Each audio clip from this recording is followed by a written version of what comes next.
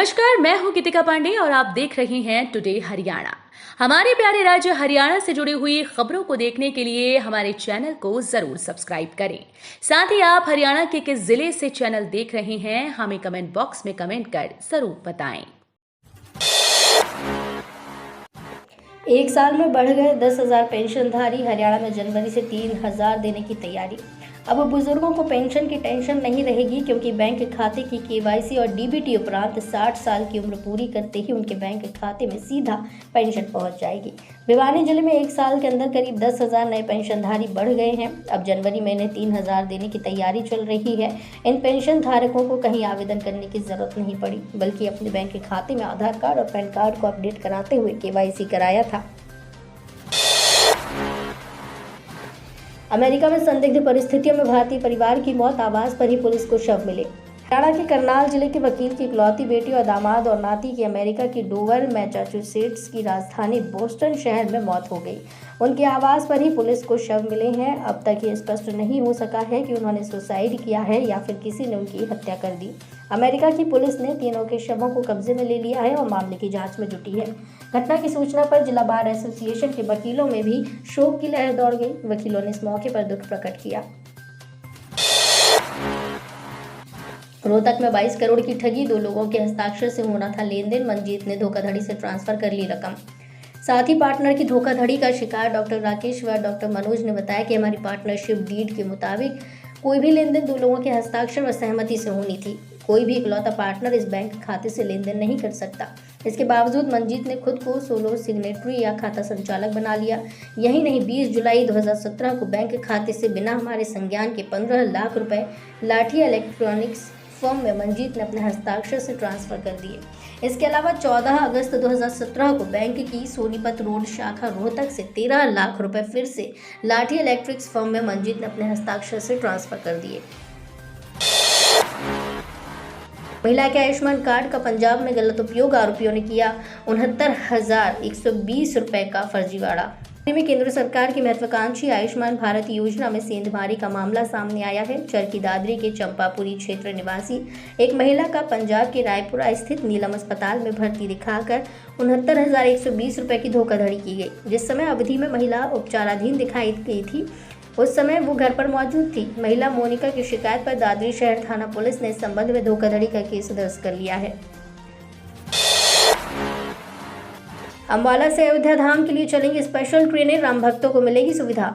अयोध्या में तैयार हो रहे राम मंदिर के उद्घाटन की तारीख नजदीक आते ही रेलवे स्टेशन पर स्पेशल ट्रेनों के संचालन की तैयारियां शुरू कर दी गई हैं, ताकि 22 जनवरी को भक्त अयोध्या पहुंच सकें। अम्बाला मंडल के रेल प्रबंधक मनदीप सिंह भाटिया ने बताया कि उत्तर रेलवे द्वारा फिरोजपुर और अम्बाला मंडल से 3 ट्रेनों के संचालन की जानकारी दी गई है।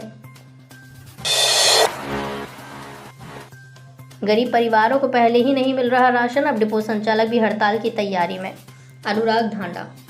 आम आदमी पार्टी के सीनियर वाइस प्रेसिडेंट अनुराग ढांडा ने शनिवार को प्रदेश के लाखों गरीब परिवारों को राशन नहीं मिलने को लेकर खट्टर सरकार पर निशाना साधा है। उन्होंने कहा कि जहां पहले से ही प्रदेश में गरीबों को राशन नहीं मिल रहा, वहीं हरियाणा के राशन डिपो संचालकों ने भी अब अपनी मांगों को लेकर हड़ताल का ऐलान कर दिया है। 1 जनवरी से प्रदेश के सभी राशन डिपो संचालक बेमियादी हड़ताल पर रहेंगे। इससे प्रदेश के गरीब परिवार वालों के लिए और मुसीबत बढ़ेगी। ऑटो चालक ने 2 बहनों को किया अगवा, जंगल में ले जाकर 12 साल की मासूम से हैवानियत और बर्बरता की हदें पार। पंचकूला से सनसनीखेज मामला सामने आया है। यहाँ एक 12 साल की बच्ची को अगवा कर जंगल में दुष्कर्म करने का मामला देखा गया।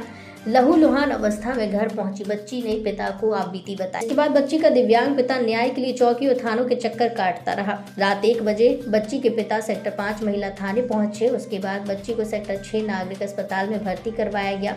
महिला थाना पुलिस ने बच्ची के पिता की शिकायत पर मामला दर्ज कर आरोपी को गिरफ्तार कर लिया। आरोपी की पहचान मुस्तकी 23 वर्ष बूढ़नपुर निवासी के रूप में हुई है। कड़ाके की ठंड में कलयुगी मां की शर्मनाक हरकत, जन्म लेते ही बच्चे को डस्टबिन में फेंका।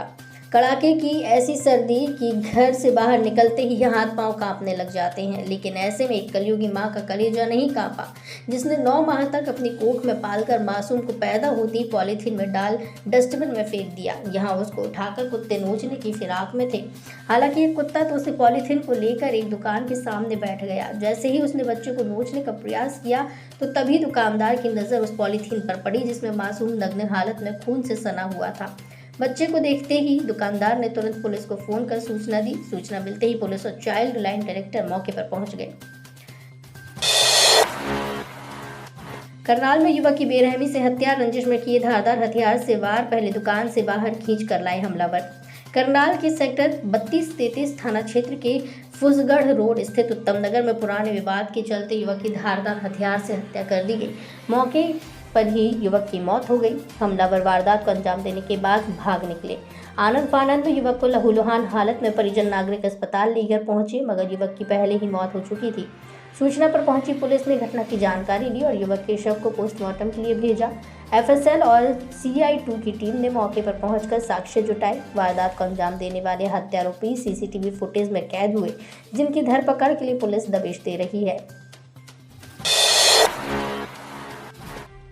कोहरे में चोरों का आतंक, सिरसा में बदमाशों ने बंद घर को बनाया निशाना, वृंदावन गया था परिवार, नगदी व जेवरात चोरी। सिरसा के ऐलनाबाद में धुंध के मौसम में चोरों ने बंद पड़े मकान को अपना निशाना बनाया। परिवार के लोग वृंदावन गए हुए थे। इस दौरान चोर मकान से लाखों रुपए की नगदी और जेवरात चुरा कर ले गए। पुलिस ने मालिक के बयानों के आधार पर अज्ञात चोरों के खिलाफ मामला दर्ज कर जांच शुरू कर दी है।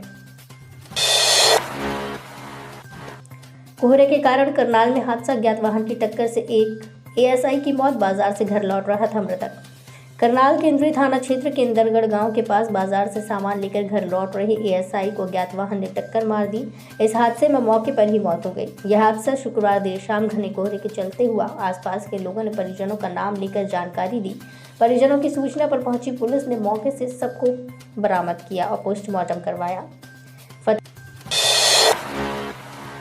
फतेहाबाद में कुत्तों का आतंक, महिला सहित 3 लोगों को काटा। पिछले 3 दिनों में 7 केस सामने आए।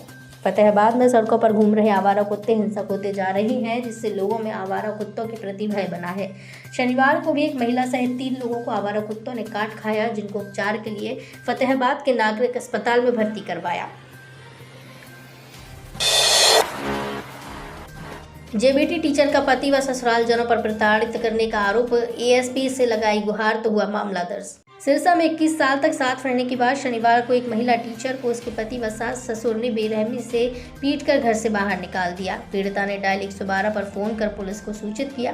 डायल 112 को आपबीती बताने के बाद भी पुलिस की ओर से कोई कार्रवाई नहीं की गई। इसके बाद मजबूरन पीड़िता ने ASP दीप्ति गर्ग से गुहार लगाई, तो ASP के आदेशों पर सिविल लाइन थाना पुलिस ने पीड़ित के पति सास ससुर के खिलाफ FIR दर्ज की। CHC में घुसकर नर्सिंग ऑफिसर व स्टाफ से किया अभद्रता, ऑफिसर के अपहरण का प्रयास।